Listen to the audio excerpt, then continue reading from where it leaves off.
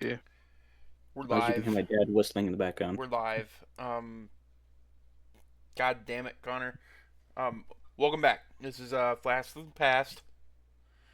Today we're talking about Korea. This is a part of a multiple part series. We don't know how many parts it's gonna be, but Garrett, you can take it away. Today we are going to be going over a very zoomed out from the top down view, just going over a brief overview of the Korean War, which will set the context for later episodes.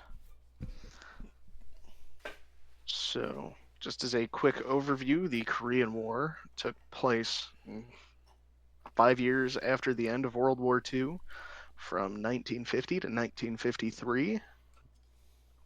As far as casualties go, so that you have an idea of who's fighting who, the United Nations are fighting the Allied Communist nations of North Korea, the Soviet Union, and China. And as far as overall casualties of the war, the UN took about 210,000 casualties. The communists took between 600,000 and 630,000 casualties, and civilians took 1.6 to 3 million casualties. This was a very destructive conflict. I already have a question. No. Yes. Why is it such a big gap between one point? Like, why do they not have an exact number? No. They didn't exactly keep records when they were, killing civilians. That doesn't exactly look good. And also, a lot of them came from bombing raids. It's like, we think there were about this many people living in this village, which doesn't exist anymore. We're not 100% sure. I So think that's they're kind of hiding in this why that. village. Remove the village. It was more so this village could be useful to the enemy. Even though people live there, we're going to wipe it off the map. Oh well, fuck. God Yeah. damn. I'm sorry to Yeah. begin understanding why no one fucking talks about this war very quickly, Yeah. and we're like There, fucking 2 minutes in. yeah, there's going to be a lot of that sort of thing. We're going to stick mainly to the major events, but just keep in mind throughout all of this, uh, civilians on both sides were targeted when one nation invaded the other, or one side invaded the other. It's not exclusive to one side or the other either. So, setting a bit of background for the Korean War, um, Japan surrenders during World War or ending World War II in 1945, and after this, as the map was getting carved up between uh, the Allied powers and the Soviets, that includes Korea because Korea was colonized by the Japanese. So they had to figure out where to draw a line. The guys looking at the map didn't see any great natural barrier, so they just kind of drew a line at the 38th parallel and said, that'll work. This'll So do. then the Soviets took control of the northern part, and the UN took control of the southern part. So then that brings us to 1948. Just 3 years after the end of the war, the Koreas are officially established. You have the Republic of Korea on the north and the Republic of Korea in the south. They both picked the same name. 2 years later, Kim Il sung, the leader of North Korea, started talking with the Chinese and the Soviet Union about invading, or as they put it, liberating the South Koreans from oppressive capitalism. And by June of that year, or yes, by early spring, the Soviets and the Chinese gave their support and said that they would directly back them in such an event and gave them assurances. So then June 25th, 1950, the North Koreans open up with a massive artillery barrage and then sent 100,000 troops across the border into South Korea. South Koreans did put up a fight, but they were driven back very quickly. They just weren't prepared for 100,000 troops swarming them. So then, 2 days later, June 27th, the UN Security Council passed Resolution 83, which would allow UN members to go in and assist South Korea in fighting back the North Koreans. Now, an interesting part of this, the Soviets were members of the UN. They could have vetoed the whole resolution. However, they were currently boycotting the vote, the entire session, because Taiwan's government still held China's seat in the UN, even though the Soviets said that since they had been overthrown and moved to Taiwan, they weren't the government of China anymore. And because China was communist under Mao, the Soviets weren't happy that a fellow communist nation wasn't getting what they saw as the proper representation they deserved and boycotted. Therefore, they didn't veto that resolution. Then, one day after this, June 28th, Seoul, the capital of North Korea, which I think it's only like 35 miles south of the border, was taken by North Korean forces. Then the North Koreans keep pushing until September 12th, 1950, which marks the furthest the North Koreans would ever come to fully taking South Korea. And they were very close. It was right around the Pusan, the port of Pusan, which came to be known as the Pusan Perimeter. It was about a 5,000 square mile area, very small compared to the entire rest of South Korea. The North Koreans pushed them all the way pretty much to the sea. And wow. that's when the UN troops showed up. And they were able to hold that area. And keep in mind, by the time the North Koreans got to the Pusan perimeter, they had been fighting the South Koreans the entire time. So by the time they reached this perimeter, they were at half strength and didn't have any armored units. So, for reference, the Pusan perimeter was about only a 140-mile defensive line, which is very small. Like, it's not very Yeah, big. Like, it's it's literally just that port is what they were holding. Like, it's 5,000 very square small. miles sounds like a lot of area, It's yeah, but when you word it like that, you realize it is very small. they were pretty much backed up to the sea. Yeah, because Seoul is like so far north. Like nowadays we have the what is it? The DMZ, the demilitarized zone, and Mhm. Seoul is like really close to that. And they had pushed, which is like basically like almost along that first line they had, splitting it, Mhm. and then they had pushed past Seoul all the way down there. Like it's a if you look it up, like it's a pretty big distance from there to where they're at now. They had a Yeah, very they pushed them. small amount of space left. And keep in mind, they did that in less than 3 months. Holy shit. Yeah. Like I said, just the South Koreans kind of had their military spread out all over. And like I said, they were not prepared for the initial 100,000 that kind of pushed them back. And then once those 100,000 pushed them back, they kept sending more and more. And once they were on the back foot, they just couldn't stop them. So by the time the North Koreans, like I said, get to the Pusan perimeter, they're at half strength and they have no armor. So then when you get thousands of UN troops showing up, they're able to hold that position because they're fighting a much weaker force than it was originally.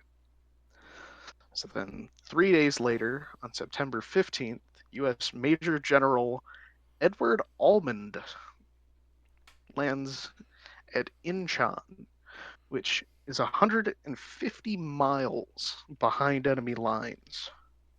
And he does this under the orders of the UN commander at the time, a General Douglas MacArthur. And if that name sounds familiar, it's because he was a fairly well-known general during uh, fairly important player in World War II. Um, he's the one who was originally in control of the Philippines when the Japanese attacked. Hmm. Uh, but so he orders Major General Almond to land 150 miles behind enemy lines. So it's a naval landing, an amphibious assault, and it is a resounding success.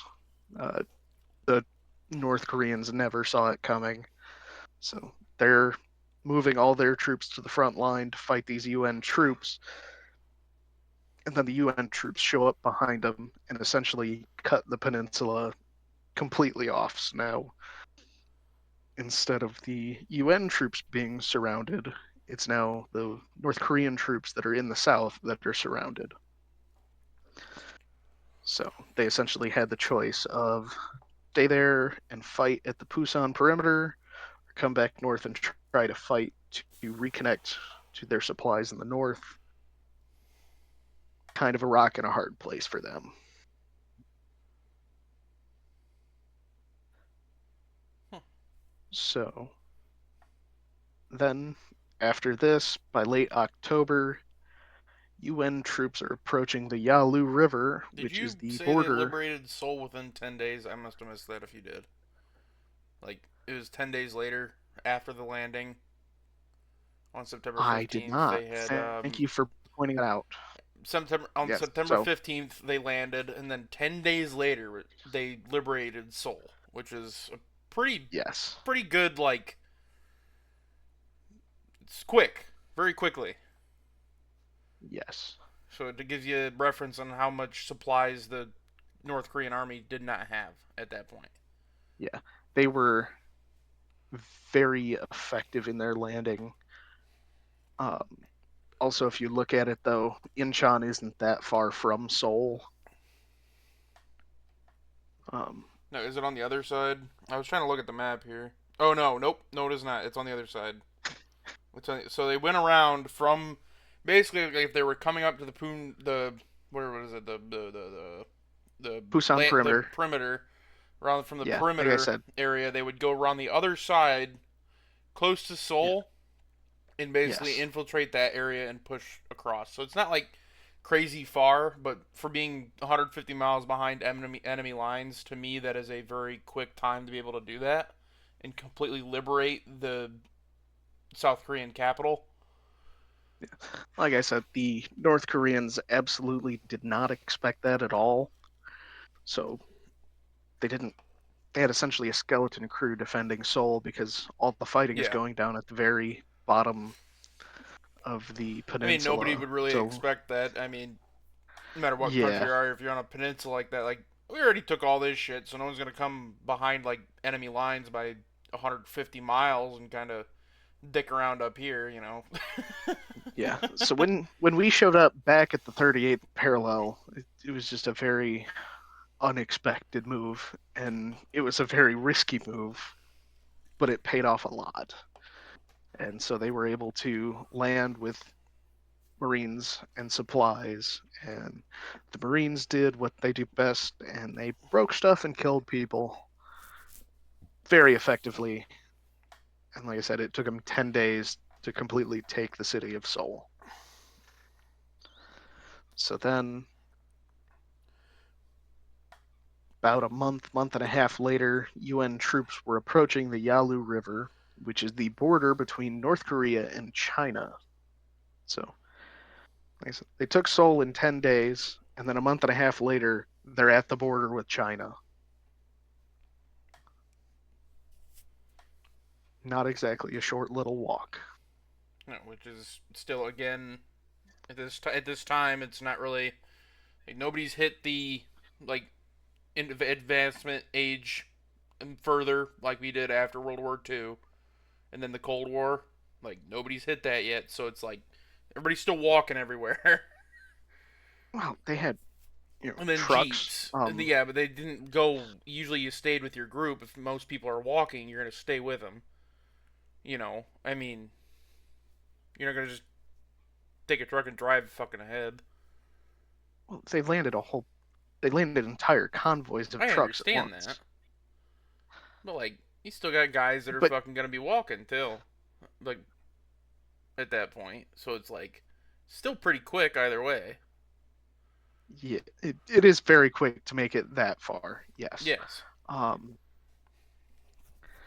and also keep in mind the terrain in North Korea is extremely mountainous, so it's Yes. not, as the crow flies, you're going around and over mountains. It's not an easy journey.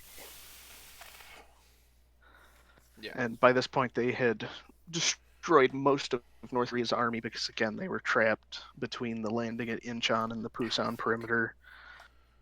And it was essentially a hammer and anvil situation. There's really nowhere to go. So as they approach the Yalu River, again, this is a broad overview, so I won't go into the politics of the time. But the U.S. military pushed up directly to the Yalu River, at which point the Chinese military, who were supporting the North Koreans, rush into Korea and begin fighting the U.S. military in Korea. And nobody really expected this either. They didn't expect the initial wave of Koreans, nor did they expect the new wave of Chinese troops. And the UN forces retreated a little bit just to regroup and then continue to fight the Chinese. And then the Chinese tried to encircle a bunch of American units. One place where this worked, by December 6th, a bunch of United States Marines at a place called Chosin Reservoir, and they were entirely surrounded. And the Chinese set up roadblocks and ambushes behind them. And then the Marines decided to, the way it's worded is attack in a different direction. It was essentially a retreat back to friendly lines. But since they were completely surrounded, it wasn't just load up the trucks and let's go back. They had to fight for every bit of ground to get back to friendly lines. So it's debated as to whether or not it was a retreat or an assault, but they were making their way back to friendly lines, fighting through Chinese the whole way. They were trying to get to the port of Hungnam, where they could get on boats and get the heck out of there. And at this point, 2 entire Chinese armies were ordered to destroy these Marines. Which, 2 armies is a lot of men. In doing so, they took about 80,000 casualties, the Chinese did.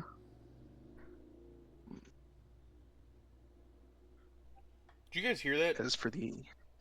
Were you guys able to hear that motorcycle that passed? No. I thought my No. audio spiked. I was like, Jesus, dude, that shit was loud as fuck. Sorry.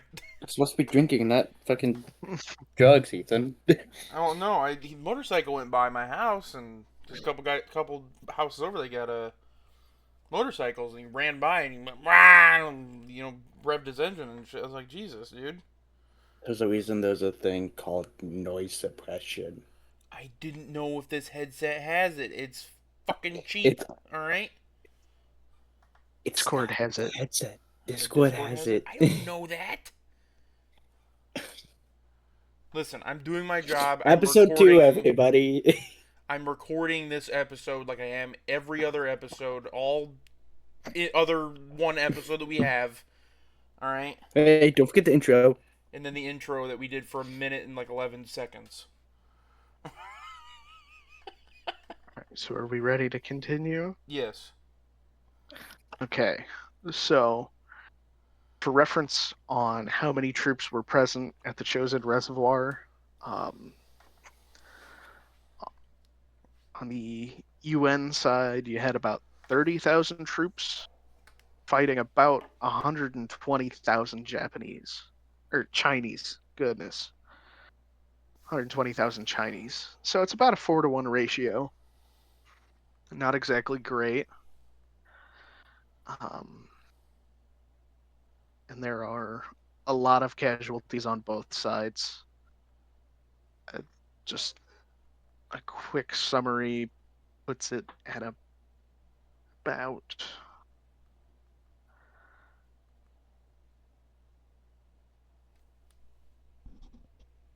so for the UN side, you're at about almost 18,000 casualties. On the Chinese side, you're looking at about 50,000, 60,000 casualties. So the UN, while they did have to cede that ground, they dished it out a lot harder than they got it.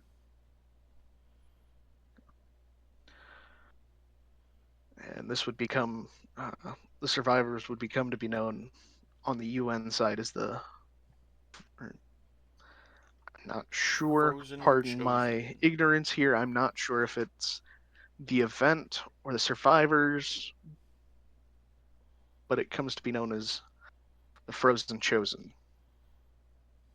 Because this is December in Korea, it is at times negative 40 degrees.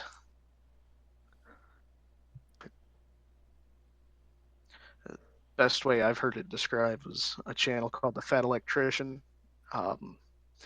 He described it as a knife fight in a freezer. Yeah, that adds up.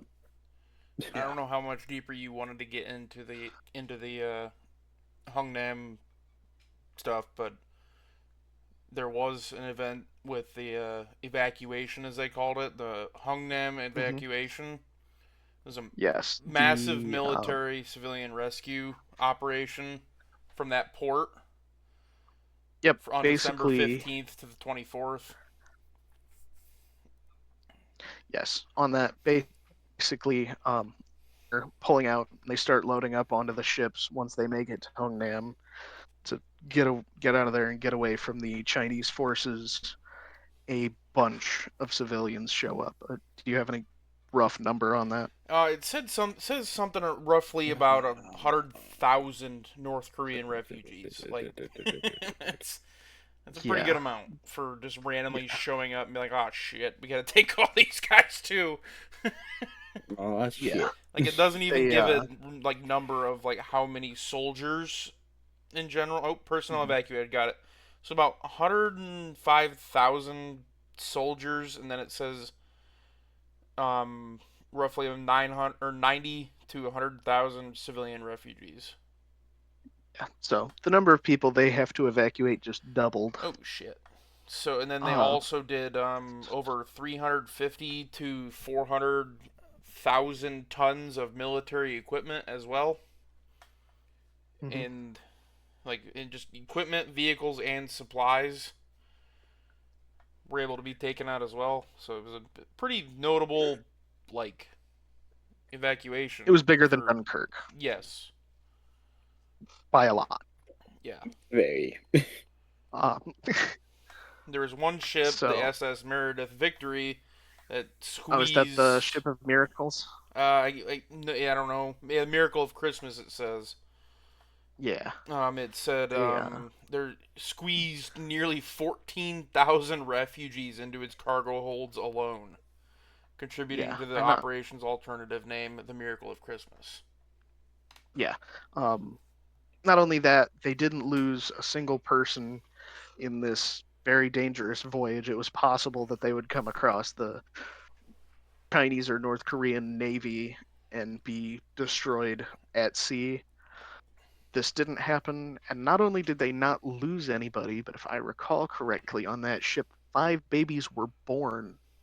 So they actually arrived wherever they were headed with more people than they left Hungnam with. Hmm. I did that is not. It's not what I'm seeing, but probably is true. I'm not Yeah, saying it's not, but I don't have that was that even information English at confirmed. first? It's not in what I have here, but then again, it's only showing like a synopsis of what I had Hmm, asked. So, gotcha. so I'm not saying it's not possible. I just don't have anything to back that up. Gotcha. So if they left with these amount of people and they came back and they arrived with more, it's like, all right, well, yeah, probably somebody was probably born at that point. Scared into labor or something, probably. So if you Yep. go ahead.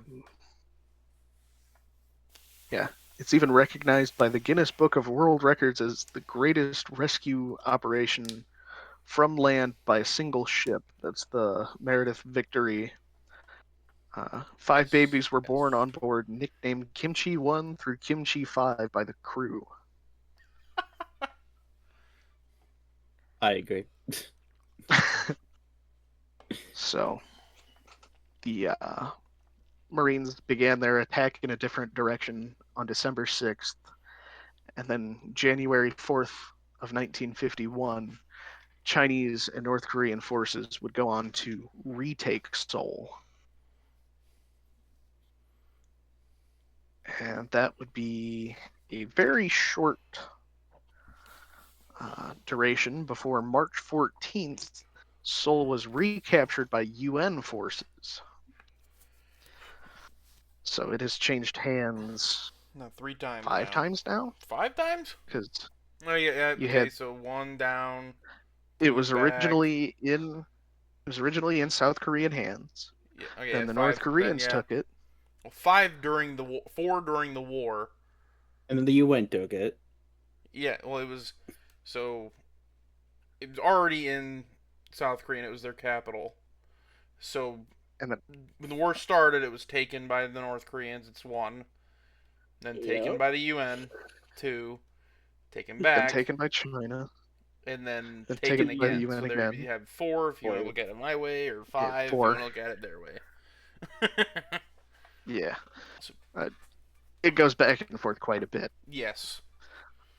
Um, by I this was gonna point, make a joke, the but I'll city hold itself. off. What's that? So I was gonna make a joke, but it might be a little too inappropriate for this early on in the podcast. Wait till we get more established to be that guy.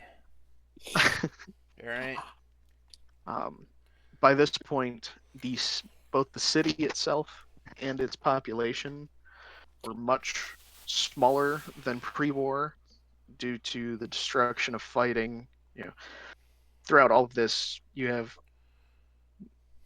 tanks, artillery, bomber bomber planes. Uh, the fighting is going on in the city, and each time it is retaken, it takes a pretty big hit. Yeah. Quite So, literally. yeah, just a Uh, reminder throughout all of this again that, you know, the short, civilians, there's really no safe place for them. They're caught between the North and the South, and there's really nowhere to go. Which, if you wanted to short get into it, little kind of cut in here. nope, you're good. We never said what we were drinking. I was gonna do that at the end because I noticed that too. But then Garrett started right away, and I didn't really find a good place to interrupt. Oh, I just did. So Yeah. So I'll go first. I'm already four Bud Lights deep now, so I only got 8 because I drank the rest of them last weekend. So Garrett, you and me. I am once again drinking the Elijah Craig small batch. I am on my, well, I guess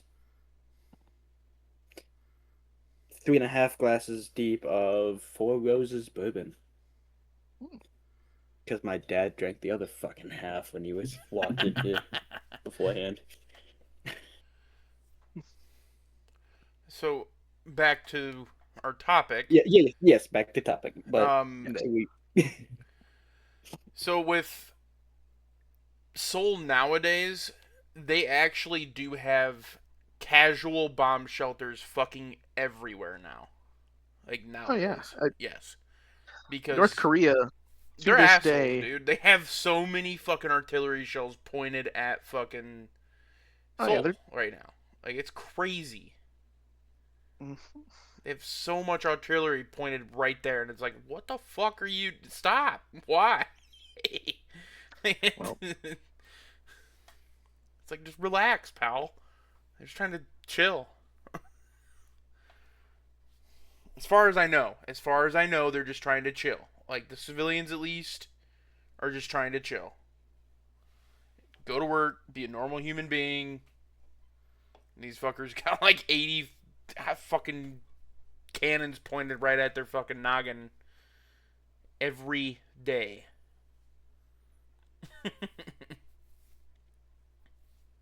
So, just for well, keep in reference, mind, yeah. a Go ahead. little bit of foreshadowing here, but technically the war isn't officially over. It's just the longest ceasefire ever. Really, I didn't Because know that. I thought they kind of like just like, hey, we're gonna not anymore. Huh? yes, and they signed a ceasefire, but there was technically no treaty at the end that said that the war is officially over. Huh? Interesting. I thought they kind of like just said, hey, we're just gonna fucking not. So you better not, and we're good. And then everybody Uh, skedaddled. there was no "we're good." That's the part that's missing there. Yeah, that's what I thought. That's what was going on, and then North Korea is just trying to be a bunch of fucking dickheads because it's what they kind of are. At least the big man up top is. I mean, I will say North Korea is a wild thing to look at nowadays on like Google Maps and shit. Like the most random fucking things, and there's nobody anywhere. Like there's nothing on the roads, Yeah, and and the then you roads look aren't at blurred, which is the and then you look at craziest thing. satellite images taken at night, and it's just a black spot on the map. Yes. No electricity, just a void. Yes. It's really it's not like it's more ominous than weird. Like we all know what the fuck they're doing over there. They're doing some fucking crazy shady ass shit, but like So don't you fuck shit. pretty Mostly much. starving. Yeah, Yeah. mostly starving and working in the dark because they're forced to, but communism, comrade. That's Yeah, it yes. totally goes so well. Well, it just hasn't been tried properly. All right, we're gonna not get into that. we're gonna leave that for a later time. Once again, when we're more established, Yeah. we don't want to get canceled before we even start. So The that's good That's why I thing just is we don't have to worry about hearing them even commenting on this. So they have no so social media. so Back to our the UN topic at hand. forces. Yes. So UN forces recapture Seoul on March 14th, and then April 11th, MacArthur, the guy who ordered General Alband to land at Incheon, is relieved of command by President Truman for insubordination because he refused to fight a limited war. He wanted to just go all out. He wanted to nuke like every major city in China and Russia. Ooh, Yeah, not exactly not the favored greatest by the guy president. to have. You're not supposed to have a psychopath as your commander. Why not? Because they want to do shit like that. Yeah, And and keep in mind, Truman is the president who decided to drop the atomic bombs on Japan. Mm-hmm. So he knows a thing or two about dropping atomic bombs. And The now he has this general walking into his office and, come on, just give me like 40 of them. Let me drop them all over the Soviets and the Chinese. It's like, no, stop it. And MacArthur didn't want to take no for an answer, so Truman told him he's fired. And he was replaced by Lieutenant General Matthew Ridgway. And then later that month, the Chinese advance on Seoul at the battles of Kapyong and Imjin River. At the Battle of Kapyong, two Commonwealth division battalions, my bad, um, a Canadian and an Australian battalion, each one about 600 to 800 troops, fought off an entire Chinese division of 6 to 10,000. Don't fucking mess with the Mounties or the Australians. They ain't fucking outback. the Fuck Mounties are with the you. Aussies. What? Aussies. What'd you say? So the Mounties are the Aussies. Oh fuck, are they? Oh, it was the fucking Canadian police or some shit. What the fuck are they called then? Mounties are Canadian, Aussies are Australians. Duh. And I That's then need what I to be just it, said. They're quiet, Canadian dude. and Australian. Yeah, yeah. yes. Oh my Fuck is god. happening? I'm so confused. Continue. I thought you were Just trying to And then correct me and you were wrong, and I was like, well, yeah, that's what I just said. at the Battle of Imjin River, there Great were two success. I'm there just were gonna stay two quiet.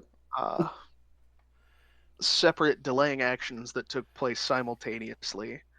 You had 4,000 British troops. Uh, they attacked 30,000 Chinese troops in a delaying action. And at the same time, you have another group of 650 British soldiers holding off 10,000 Chinese. Those ones were from, pardon my pronunciation, Gloucestershire in England. And most of them were killed or captured. However, that did allow UN forces to regroup around Seoul, and they were able to hold the capital. So, by these small groups of British troops fighting way outnumbered, they were able to hold off the Chinese long enough that UN forces were able to regroup and hold the city and keep it from being captured yet again.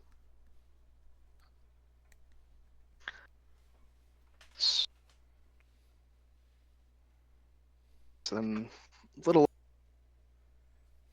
then, July 10th of 1951, truce talks finally begin in Kaesong. Now, at this point, the war had kind of settled into a war of attrition. Either side was taking that much territory. The lines were mostly static. Uh, even though truce talks were going on, the fighting did not stop. They just, like I said, kind of dug in and fought each other along a more set line. Um, and most of the North Korean cities by this point had been mostly destroyed almost entirely by UN bombing. This is the period of time where jets were finally kind of coming into their heyday. I mean, you had the beginnings of jets in World War II. You know, you had the British with the Meteor and the Germans with the Me-262 back then, but now it's advanced a lot since then, and you have like the American Saber, you have the Russian MiG 15. I think those are some of the most widely known early jets. Um, so now you also have jet bombers, um, very early jet bombers, but you also did still have like B-29 bombers, which was what originally dropped the atomic bombs on Japan. So it's kind of a weird time where you have these Old big shit and propeller new shit. driven bombers fighting jet fighters. Um, That'd be wild. so Some hell of a yeah, dogfight, dude. yeah, the air war was really weird, and then you also had Chinese and Soviet pilots flying in the Korean army because they didn't want to announce that they had their own pilots in the air at the time. It was just a very strange time in aerial combat. So if they didn't want to Um, announce that they had their guys, were they flying like the North Korean army shit or like their own uh, stuff? the North Koreans were given jets by the Russians and the Chinese. Oh, okay, that makes sense. So they're Russians, basically flying their own ship, but did it have like the North Korean like yes, insignias it and had shit on North it? Korean markings. Okay. So they had their So guys flying other people's their own ship, but for a different army. Got it. they were flying their Basically, own stuff yeah. painted to be North Yes. Korean. Yes. Yes. So, like I said, the air war was just very strange. There were a lot of reports from American pilots saying that they'd go out and fly and they'd find a particular really good MiG pilot, and as they're dogfighting, they noticed that he's pretty Caucasian for a North Korean. He doesn't look very Asian. And that was because it was actually a Russian pilot. Hmm. Um, but yeah, so getting back to the point at hand, um, the UN Air Forces destroyed a lot of North Korean cities via bombing. So again, that's where you have the um, civilian casualties on both sides. The North Koreans were known for not being the kindest to civilian populations wherever they invaded southwards, and the UN forces bombed pretty much everything going northwards. So civilians weren't safe in any direction. And Hmm. this would actually culminate in North Korea being one of the most heavily bombed countries in all of history with the amount of ordnance that the UN forces dropped on them. So that's all going on July of 51. The truce talks are going on in 51 in July in Kaesong, and then in November they moved negotiations to, pardon my pronunciation here, Panmunjom, and both sides agreed to establish secure neutral ground in that town. And both sides sent forces to protect the site and its participants. And that is actually still uh, where the main, where you see all the pictures of UN troops staring down North Korean troops whenever there's a major event between the two nations. That's sort of where the standoff still happens today. Um, and then finally, in July of 1953, Mark W. Clark of the UN command, Pang Dae-hwai of the Chinese, and Kim Il-sung of North Korea were able to come to an armistice, uh, essentially a major ceasefire uh, agreement to stop fighting. And this would set up the DMZ, which, funny enough, was roughly along the pre war borders to begin with. So neither side really gained territory out of this whole war. The North Koreans invaded, the South Koreans and UN fought them off, then the Chinese got involved, and then the UN fought them off, and it all ended at the same borders. If I could add, the DMZ is like it's a for our non-American or non-freedom miles, speakers. It's a 4 kilometer, about 4 kilometers, or 2.5 miles wide. So you have about 2 kilometers from into North Korea, and then 2 kilometers into South Korea, and the border runs right in the middle of it. Yeah, So essentially, it's a line with space on either side, yes, basically, just to say, this is your side, this is your side, don't cross it. yeah. And it's very militarized, very closely watched. Um, Basically, just ensuring everybody stays on their own side. And I believe there's landmines in there. There's There's machine guns watching it. a lot of shit that shouldn't be in there that's underground, but the most of the stuff that are pointed places, like I talked about earlier, are outside of the zone, obviously, because of demilitarized zone. Yeah, like I said, essentially, it's just everybody stay on your own side, and Yes, if you don't, we'll kill you. That's that's the general gist of the it's like a DMZ. big ass baby gate, but if you come across it, you will die. Pretty much. Um, a lot of the time, it's patrolled more heavily by the North Koreans to stop defectors. Uh, they want to keep their people in, as is typical of communist countries, um, like the Berlin Wall. Mm-hmm. Um, Essentially, we're in charge. You're not allowed to leave. If you try to leave, we'll kill you. And if you make it out, then a lot of people have said that they're a lot happier on the capitalist side than the communist side. I mean, yeah, you can work and get money and actually have food Yeah. and not die in your workplace. And if you get injured, you get time off. You don't have to go to a different work camp or job.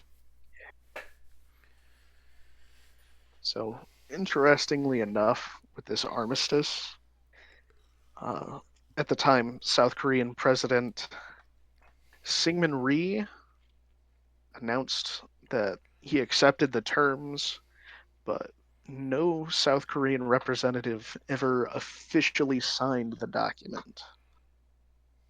That's how much anger they held towards the North Koreans, is that Oh we boy. won't even sign your piece of paper. So is that why it's basically not ended? No, because again, this is an armistice, not an Okay, yeah. official. Ceasefire. Got it. All right. Yep. Nope. Yep. Brain fart. Sorry. Yeah. So then the document was signed saying that they would not shoot at each other, but it didn't say that the war was officially over. And that continues to this day, where it's kind of a standoff at all times. As we mentioned earlier, the North Koreans have artillery pointed at South Korea. South Korea has American troops on their soil, and a lot of military power ready to go at any point in time should either. So they both have a lot of weapons ready to go in case either side wants to try anything. And that's the state of it today. Yeah. So that's the So end of this topic, but there will be more different episodes. We aren't gonna end it here yet. So if you want to stick along and listen to this bullshit for the next 10, 15 minutes, because we are only at 49 minutes. So we're gonna do our best to keep it about an hour every episode. some topics tend to go quicker, but this is just, again just a quick overview of what we're going to be doing the next several episodes. So, do you guys remember when Kim Jong Un was like bullshitting with his missiles and stuff? Like I think around Yeah, like doing all the 22 or something like that. Which He's time? yeah doing all the rocket testing. Yeah, the rocket testing, and then he came out and was like, "We could hit America if we wanted to, like Yeah. actual mainland America." I think that was Mhm. bullshit or not? Absolutely. I feel like it was. Like, I mean, I mean, now that they might have I shit won't. loaded on submarines, but like, I'm not saying they didn't have the equipment to actually hit us, but I'm saying we have the defense to stop it from hitting us. I mean, yeah, but then you also got to think about what North Korea actually is, because if you look into it a little bit further and what you can find, the only technologically advanced city in that country is Pyongyang. Mhm. Like, there's fucking nothing else in that fucking thing, and that is where like, and the rest of it's like where people like you don't even have really a middle class of people there. It's upper and then lower class. Well, like, You know, it's like literally just people like Bezos or like celebrities, and then there's like a fucking hobo you'd see on the street. That's it. so it's just California. Okay, California, you get a lot of different people. It's more, I'd say, like downtown LA type deal. It's like Hollywood. Or so, have you ever been to Nashville? Let's put it this way. I've been to No, Nashville, and it's not No. like a crazy fucking like difference, but like they have a lot of I've, homeless. I've I've been down there. to They got a lot of homeless. I've been to Detroit. Detroit's a good one too. From what I've heard, Austin's pretty wild too, like Texas, Austin, Texas. I've never been to Texas. It's kind of Been to like Chicago. Chicago I've could been probably be close pretty to bad as Chicago. well. I've never been to The closest I've been Chicago. was Joliet, so Yeah, I tend to stay out of large cities because me uncomfortable with big cities, me very Caucasian man, country boy, so no like big city. hey man, I only fucking went to Detroit because it was Monster Jam. Okay. I will say though, if you're docking Nashville, Nashville's a pretty fucking sick city. Hey. Pretty cool, especially Broadway. Expensive fucking drinks, but it's pretty fucking cool. Yeah. Nope. My bank account says 9.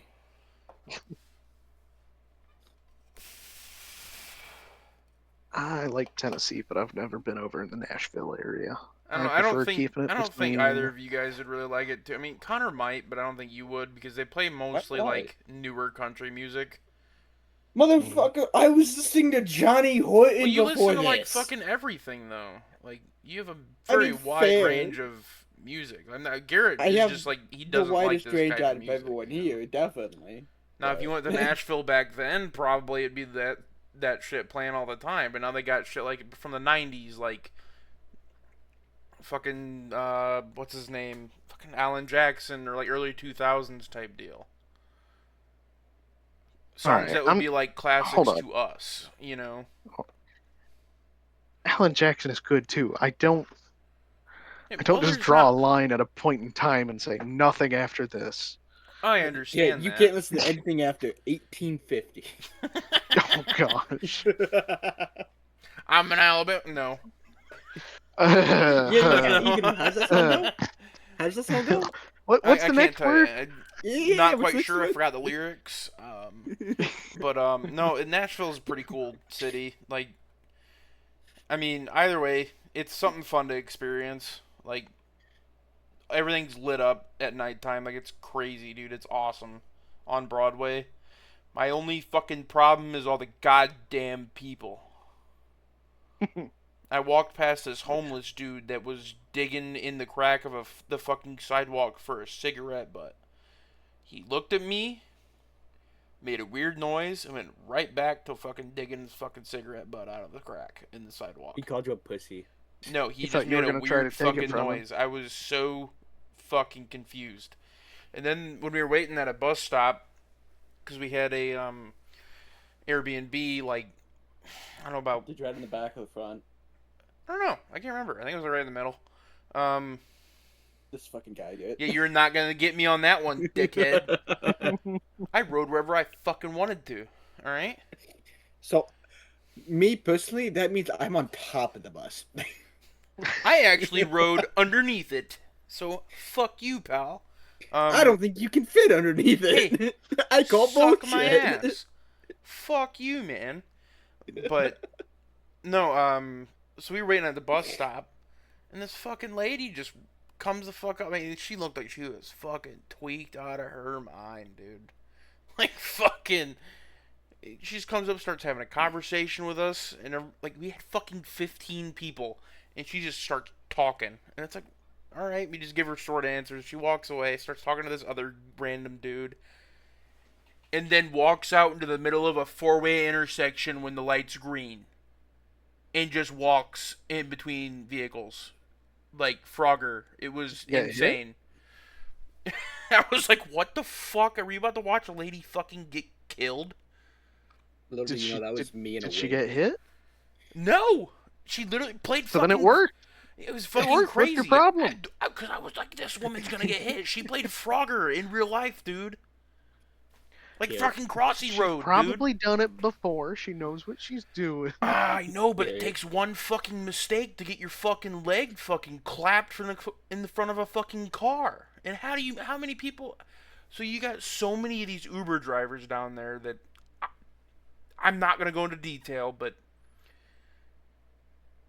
they're of different origin. I don't know, like where they're from, but I will say they drive fucking crazy. Like you Like, don't. their driving made me sick. And the one night I was sober, and I got back, and I'm like, I might throw up. Like, we flew probably about fucking 35, 40 through downtown fucking Nashville. Around roundabouts. That is insane to me. In a fucking minivan. These dudes are just whipping this fucking hoe like it's nothing. They're whipping hose. The fucking I didn't know we were back in minivan, bro. fucking- Fucking minivan, dude. It was crazy. Yeah, I don't think you got it. I got it. I'm just ignoring you, dickhead. It can only last so long. No, it was. But again, Nashville is a cool place. It's fun. Very I will say one crazy at thing. night. What's up? I very much enjoyed when I went to the Dirt Oval on I think it's Speedway 66 there in Joliet, Illinois. That was a fun place to be. And I was there on the very first fucking event in the reopening of the Mansfield Speedway. I was happy about that. That was pretty sick to watch too. I think the one place I want to go back to is Washington, D.C. That shit was fucking sick, dude. Too many people. I hate people. Then you ain't gonna want to go to Nashville. There's more fucking people there. Yeah, I hate people. I'm fine. I've never been in DC proper, but I have been to Arlington.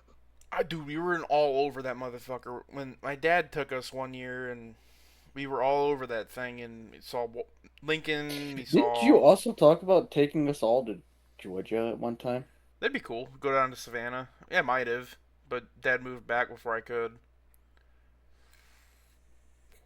Because we'd have basically free room and board. Just had to pay for gas to get down there. It's not that bad of a But drive. he moved back, so. Alright, so we suck. or I suck. There's no we. It's us from the future. We had to do some editing. Um, I name dropped a few people and told stories got out that we don't In want out places. yet, and then places and stupid things that shouldn't be on air. I shouldn't even be on the air right now. But Things that shouldn't have been said got said, so now we're here. Had to cut that a little early. So now we're just gonna go ahead and record an outro and call it a night. next time This we'll bullshit a little bit more. Kind of a little bit more like roundtable podcasting instead of just straight facts. yeah, Which is, I we'll try mean, to. we'll do both, but we're gonna be a lot more informative next time because we got some pretty good topics coming up on the Korean War as well, just like what we have here. So So this has been just a brief, well, not as brief, but a more general intro to the Korean War. And once again, you are watching the Flask to the Past podcast. My name is Garrett. My name is Connor. I'm Ethan, And we would like to thank you for watching. or listening, Uh, whatever. yep, Definitely whatever listening. platform There's you're nothing on. to watch. Yeah. Yeah, we don't have video. Yes. We're poor. Yeah. No video. So thanks for watching. We appreciate it. I'm gonna be that guy and say, if you're listening to us on Spotify, god damn it, Podcast? Spotify, yeah, Spotify on Spotify, go ahead and follow, leave us a rating if you want, comment, whatever, and then same thing on YouTube, Actually, no. stuff like Please that. comment. Please We want comment. feedback. We want your We want feedback and feedback. comments. Spotify is no, I'm not even gonna go there. So thanks again. We'll see you guys next week. See ya. See ya.